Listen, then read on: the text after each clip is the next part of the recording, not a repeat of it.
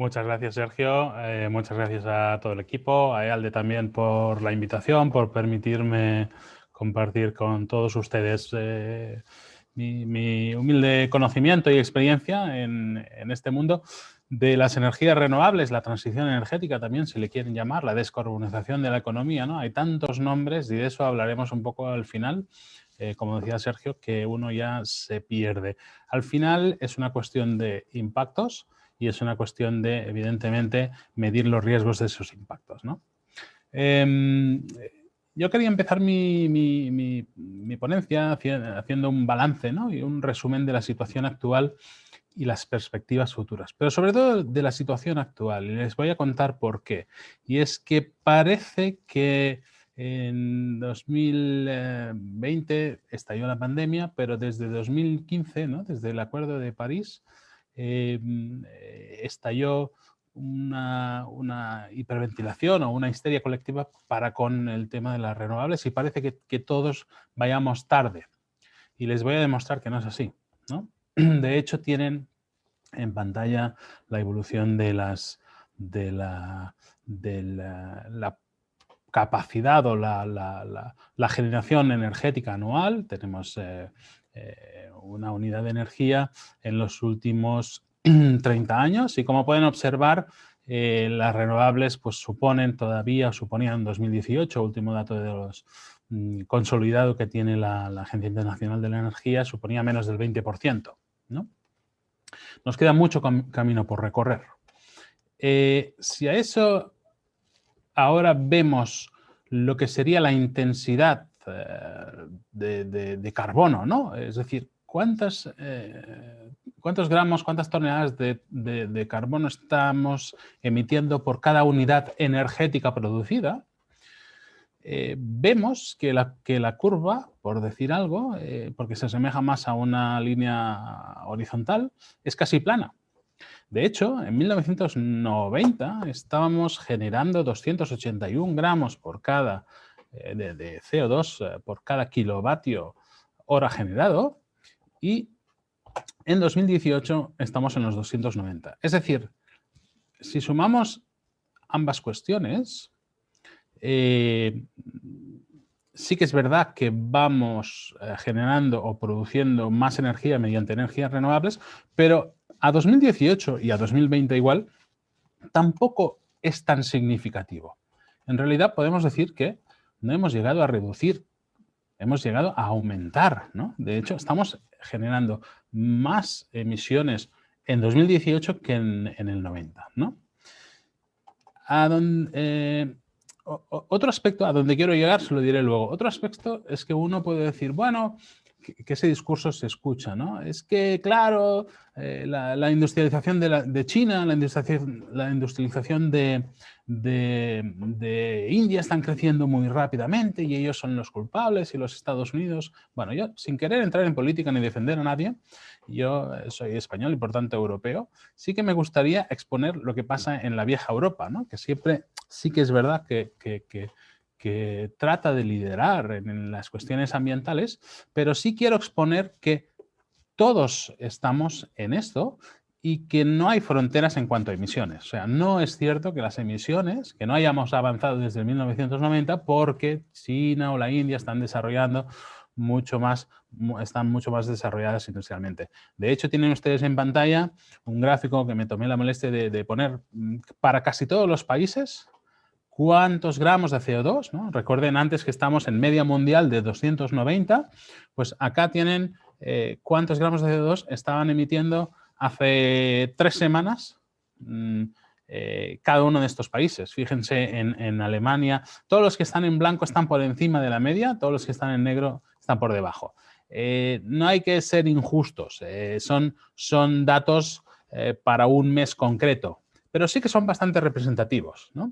También quiero comentarles algún caso especial. No es que Alemania contamine mucho más que Francia, pero Francia tiene un pequeño truco ahí.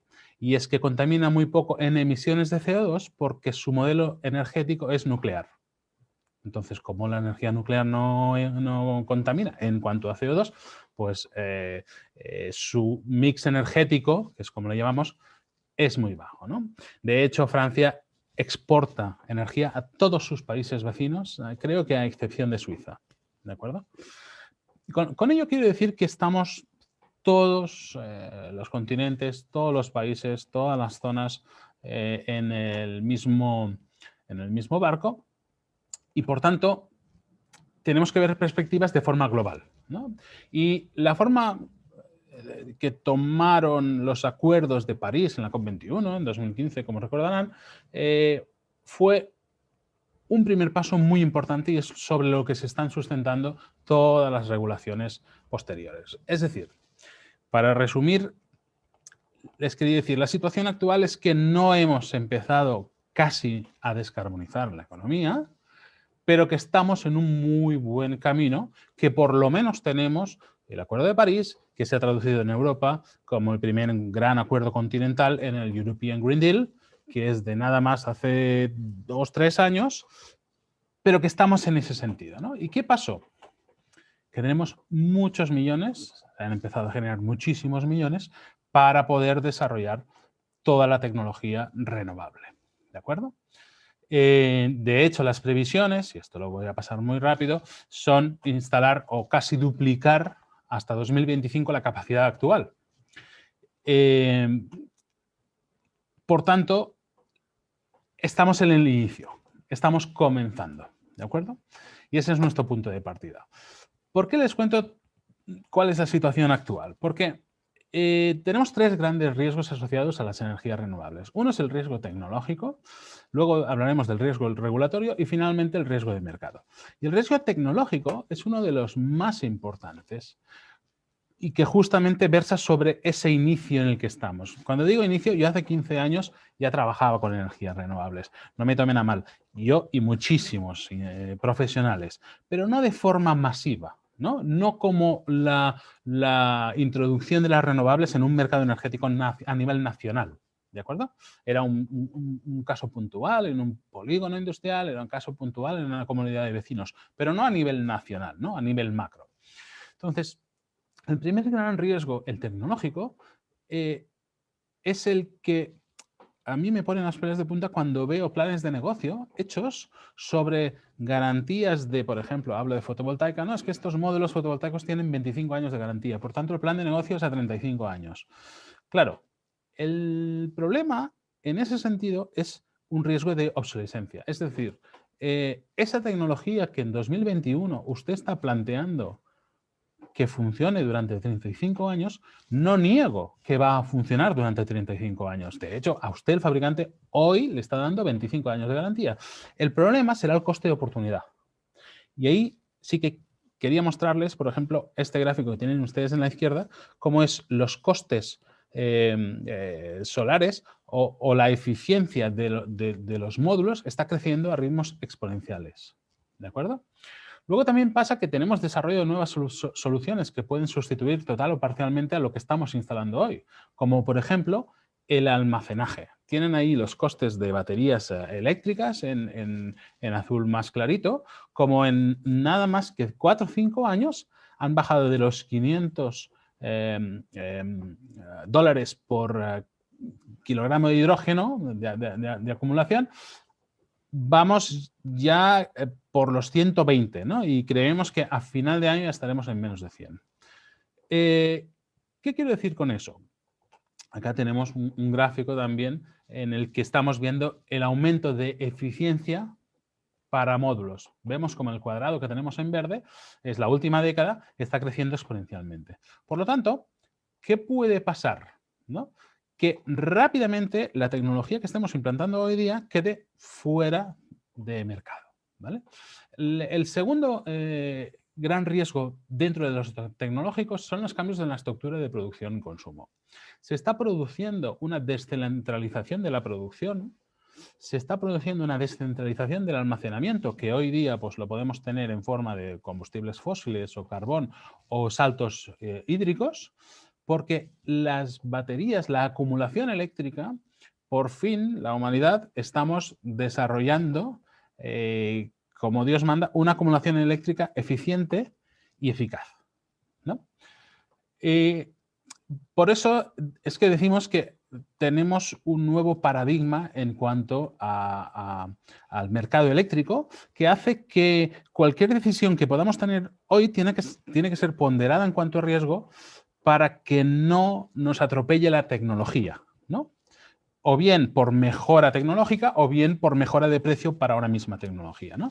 Para facilitarles, es como si uno se compraba un PC en 1992, que rápidamente, bueno, y nos estuvo pasando durante casi 20 años, o sea, al año ya estaba obsoleto, el hardware ya no soportaba el software que nosotros queríamos instalar, pero es que no solo eso, sino que los precios eran tan bajos que uno ya desechaba el que había comprado por muchísimo dinero. Les recuerdo que nuestros primeros PCs valían 2 o 3 sueldos mensuales, al menos en mi caso fue así, y por tanto corría muchísimo, ¿no? El tiempo, o mucho más rápido.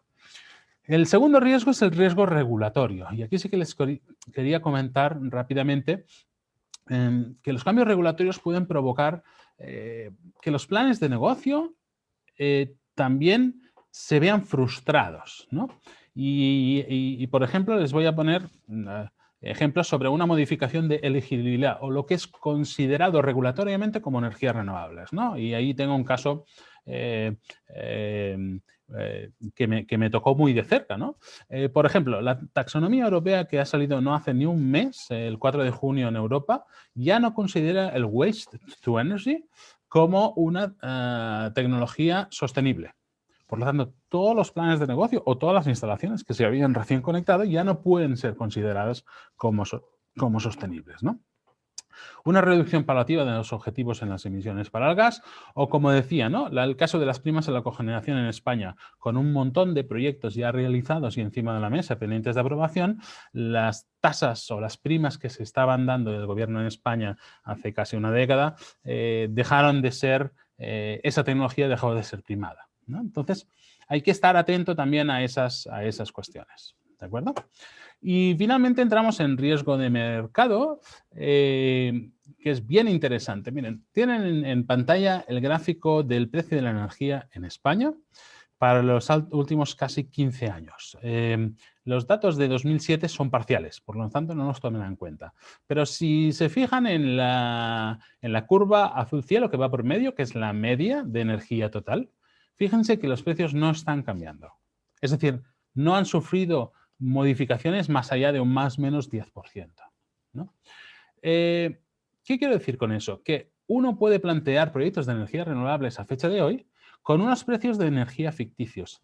De hecho, lo que muy probablemente va a pasar en el mercado energético es que convertamos de un compra de producto, compra de kilovatios, ¿no? En mi oficina estoy consumiendo X kilovatios y pago por X kilovatios, va a transformarse en lo que le llaman Energy as a Service. Y el ejemplo es muy fácil. A todos ustedes estoy casi convencido que tienen una tarifa en sus teléfonos móviles, en sus celulares, que ya no incluye X minutos de llamadas. Antes sí. Antes era 50 minutos, 200 minutos al mes. Ahora ya no. A ustedes le entregan un aparato y ustedes pagan una cuota fija que además cada mes igual y dicen, usted utilícelo nomás.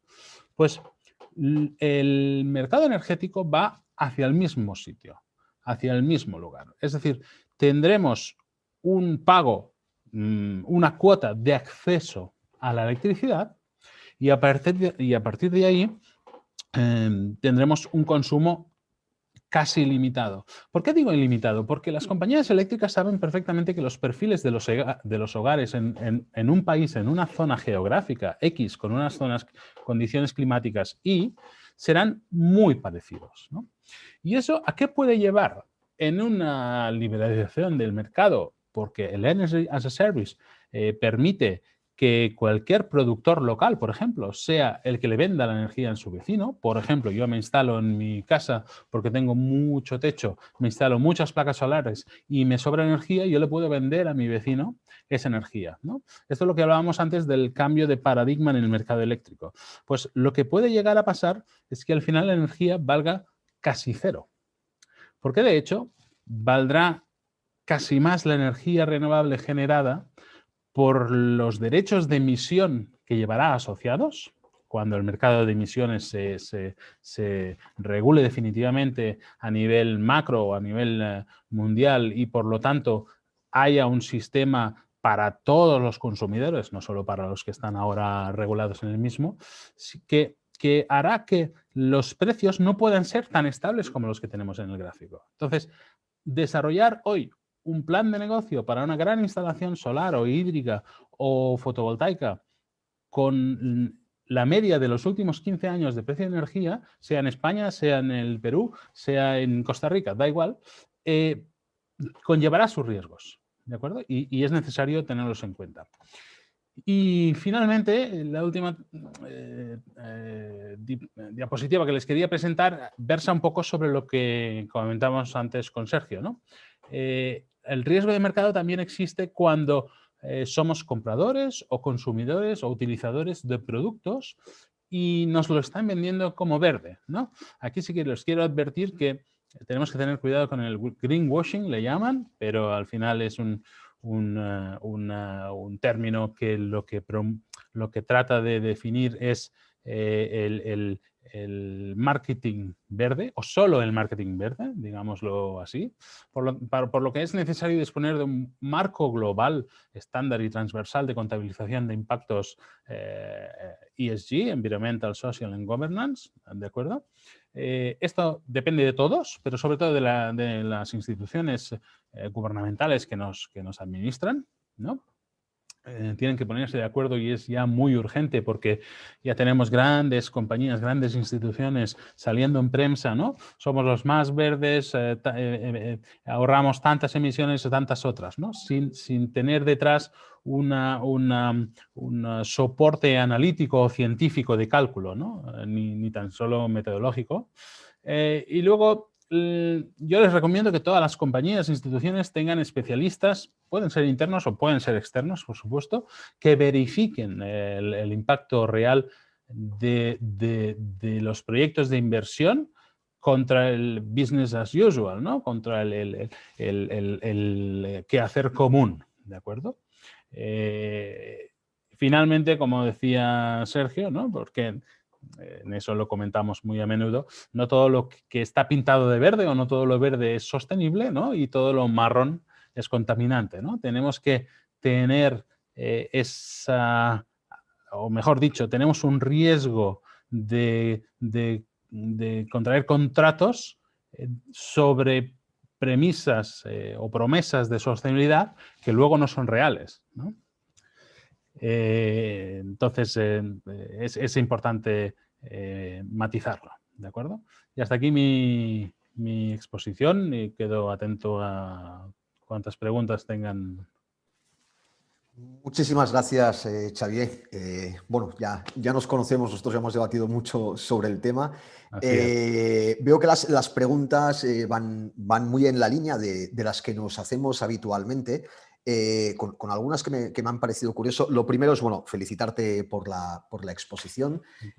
Comentar que estamos trabajando de forma muy cercana y me consta que Xavier Salto pues está en la punta de lanza de cómo abordar algo que les preocupa mucho a las instituciones financieras en España y en Europa. Es decir, bueno, ahora vamos a tener que canalizar muchos recursos, mucho capital hacia lo que la taxonomía dice que es sostenible, pero también nos da miedo que no todo lo sostenible luego sea rentable, por lo que decías tú. Es como comprar un celular hoy que te digan tranquilo que le va a funcionar 35 años.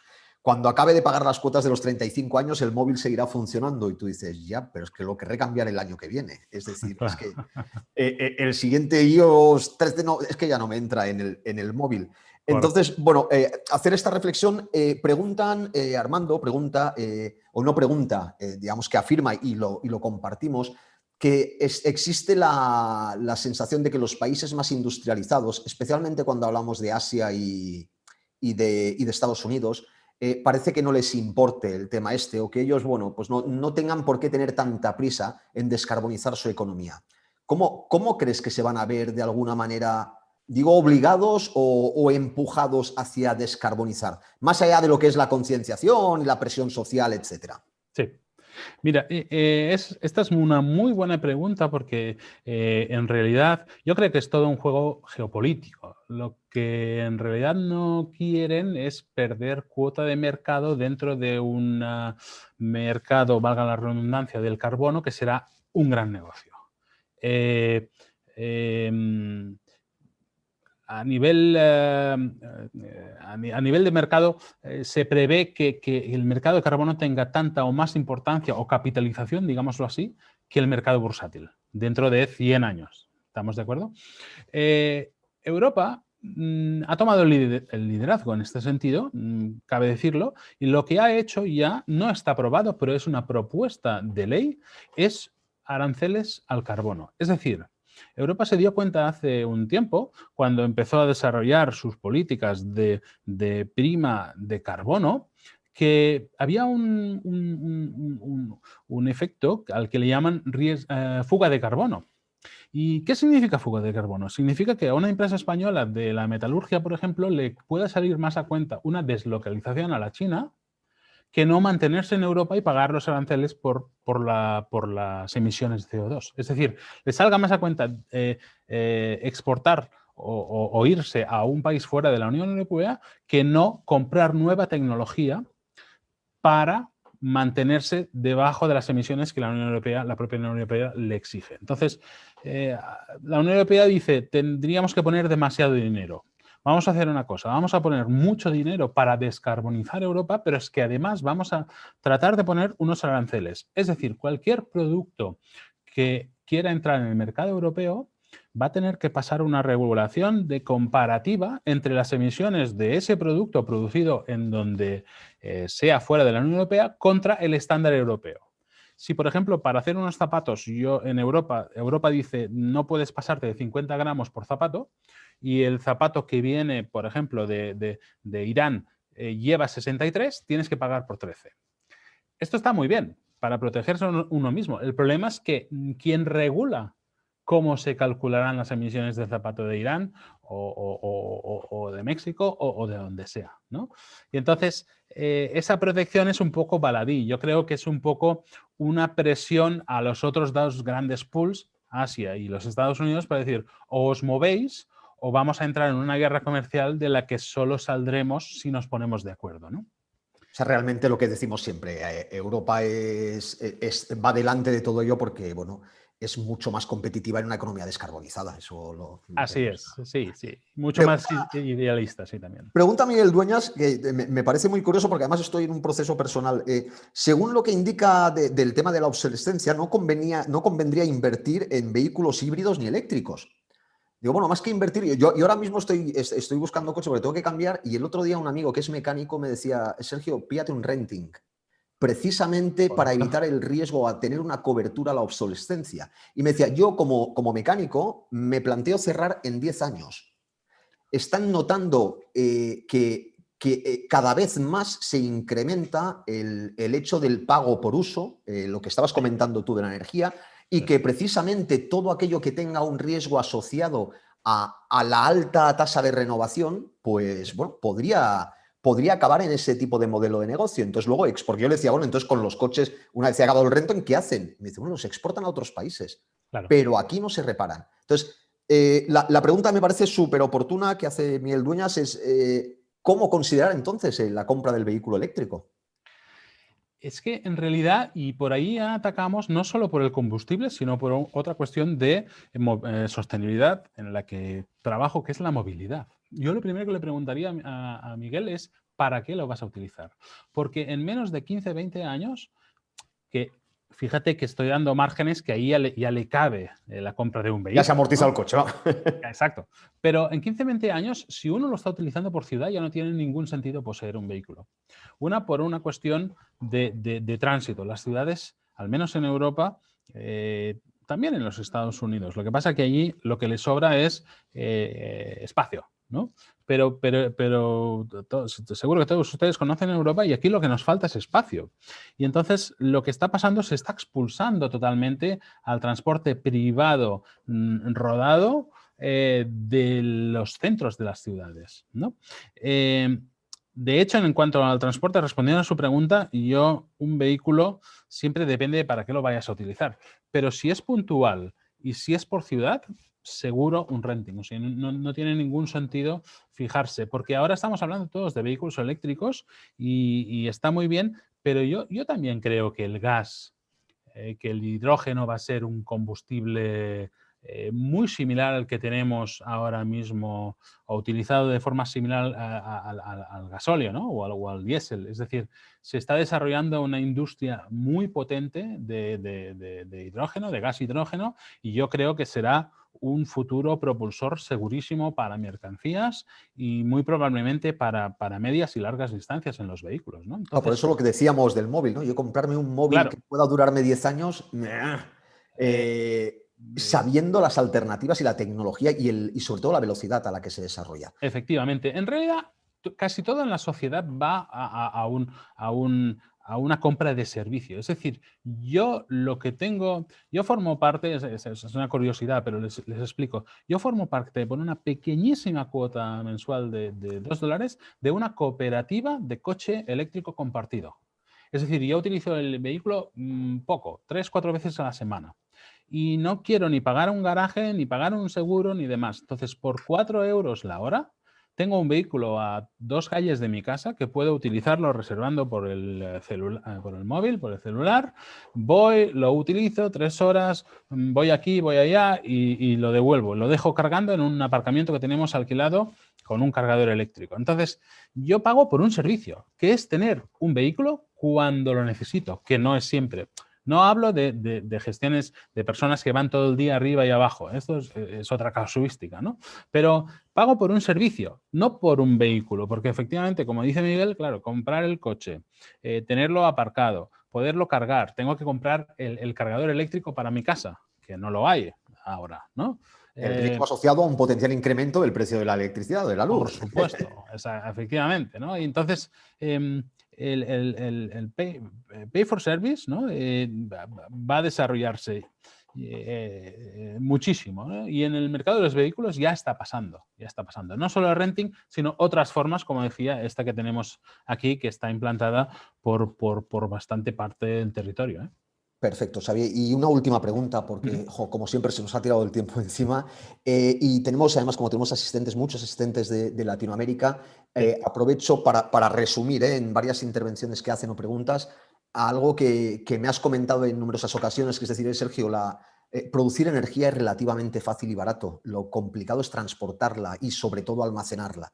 En este sentido, hemos hablado de Asia y Estados Unidos como ultra industrializados y carbonizados y que ya les va bien estar así, de Europa como alguien que va a ser mucho más competitivo en una economía descarbonizada y que se ha propuesto ser esta punta de lanza de la descarbonización. ¿Cómo vemos a Latinoamérica? Me consta que has estado también tú viviendo allí en Sí, Perú, ¿puede ser? así es, sí, sí. ¿Cómo se ve? ¿Qué papel juega Latinoamérica en este mundo de la energía? Mira, en realidad Latinoamérica está frente a una grandísima oportunidad, porque justamente la energía, no solo la energía, pero junto con el agua y las infraestructuras de transporte, la energía ha sido una gran barrera al desarrollo rural, ¿no? En Latinoamérica todos conocemos que están, bueno, ahora China también las tiene, pero a mí me sorprendía al principio porque cuando llegué a Lima, no, 13 millones de habitantes. Claro, yo venía de Barcelona, que es 1,5 millones, no llega, y me parecía una gran ciudad. Pero claro, llegas a una urbe de 13 millones. ¿Por qué pasa eso? ¿No? Y esto lo trabajamos también con algunas entidades del gobierno del Perú y con también el Ministerio de Energía y Minas. Pasa porque no hay acceso a, entre otras cosas, la energía. Fíjate, Sergio, que en una de las cuestiones que he dicho es que la gran explosión de las renovables hace que ahora comprar energía solar, por ejemplo, es muy barato. Y yo lo puedo instalar en cualquier lugar del mundo. En realidad, en el Perú, cuando yo llegué en 2012, había una grandísima licitación que se desarrolló para electrificar con energías renovables muchísimas zonas rurales, no la capital, porque la capital ya está servida con todos sus sistemas de producción, ¿no? Perdona, Xavier, me hacen un comentario al respecto, que lo he leído hace rato, que Sí. precisamente hacen referencia a esto que comentas, pero como poniendo en tela de juicio el que no se haya hecho un buen mantenimiento y seguimiento y todo aquel beneficio esperado no... Correcto. ¿Es así? Ah, porque no, es que digo, juraría que he leído algo al respecto. El gran problema es que no deja de ser una instalación eléctrica. Y no puedes instalarla y no limpiar la placa, porque y no puedes instalarla de cualquier manera sin proteger los cables, porque es una instalación eléctrica que está en la intemperie, ¿no? Y en ciertas zonas del Perú, pues claro, en invierno las temperaturas del Perú y de toda la Sierra Andina pues llegan a ser muy bajas. Entonces, hay que hacer un buen mantenimiento. Yo, en ese sentido, me acuerdo cuando en Barcelona sacaron su primera ordenanza para energía solar, en 1998, la pusieron en marcha y en 2006 el ente de la vivienda de Barcelona paró todas las instalaciones porque eran todas chatarra. Es decir, durante 8 años se había exigido la instalación de placas y estaban todas por mal mantenimiento que no funcionaban. Es más, había problemas de sobretemperatura porque los purgadores no funcionaban y demás. Por lo tanto, tenemos que tener un aprendizaje y estoy seguro que en un pequeño pueblo rural del Perú o de Colombia o de Chile, donde sea, o cualquier lugar de Latinoamérica, hay un mecánico que sabe de electricidad. Yo lo que digo es, seguro que la electricidad de un sistema solar fotovoltaico no es más complejo que el de un vehículo. Pero si no capacitamos, es decir, si llegamos con un helicóptero y dejamos caer los módulos sobre un pueblito y decimos, ya, aquí ustedes ya manéjenlo, no tiene ningún sentido. Es lo que decimos siempre, ¿no? Es como lanzar mané desde un helicóptero. Bueno, pero vamos a poder pescar, vamos a poder arar, vamos a poder plantar trigo algún día, vamos a tener un tractor para mover la tierra, pues esto... Pero parece, Xavier, y perdona que abuse de tu confianza de 3 minutos más, parece que como la rentabilidad muchas veces está en ese primer dejar caer desde los helicópteros las placas, claro. El que gana dinero es el que consigue esos primeros fondos para comprar las placas y dejarlas. Así es. Y se olvida de que si no hay un compromiso después... Así es. Yo en ese momento fui bastante crítico y les decía, no hagan contratos para hacer instalaciones. Hagan contratos para hacer instalaciones y mantenerlas durante 5 años. Una, porque van a borrar, yo conocía empresas españolas que se presentaron, y insisto que no quiero entrar en política, pero a mí no me sirve que tú digas, mira, voy a comprar 30 megavatios al mejor postor en cuanto a precio, solo. Es un error. Compra 25 y di, no, pero si tú vas a Huaraz a instalar una instalación fotovoltaica que dé servicio a la posta médica y a la escuela y a la oficina de la alcaldía, tú vas a estar encargado del mantenimiento durante 5 años. Algunas empresas españolas me decían, no me sale a cuenta tener una persona allí. Y yo les decía, ¿pero para qué quieres una persona allí? Si lo que tienes es que coger al mecánico del pueblo o al electricista, que ya tienen electricista en Huaraz. O sea, ya hay instalaciones eléctricas. Fórmale. Cuando vas a hacer la instalación, lo contratas, le explicas cómo va y lo formas. Y durante 5 años le dejas un teléfono para que te pueda llamar si tiene alguna duda. Estás cumpliendo tu contrato, pero no estás instalando y yéndote, que es justo lo que decías, ¿no? Sí, pero entonces ya viene el, uy, qué complicado, mejor lo dejo, ¿no? Claro, pero parece que la gente busca lo que llamamos aquí el pelotazo. Correcto, pero eso era 2012. Y fíjate que los gráficos que yo he puesto de precios y demás es la última década de la explosión. En 2021, si volvemos a repetirlo, ya saldrán muchas empresas peruanas en este caso que lo van a hacer desde Lima. Perfecto. Pues, Xavier, muchísimas gracias. Ya te digo, he tirado de ti estos 5 últimos minutos, siempre la última ponencia es el pobre que recibe. Súper agradecido por la ponencia, por la explicación y, bueno, al igual que les he dicho a los otros ponentes, esto no quedará aquí. Buscaremos desarrollar pues, webinars, conversatorios que puedan extender estos temas porque, por lo que estoy leyendo en todos los comentarios, bueno, se pide que se amplíe un poco.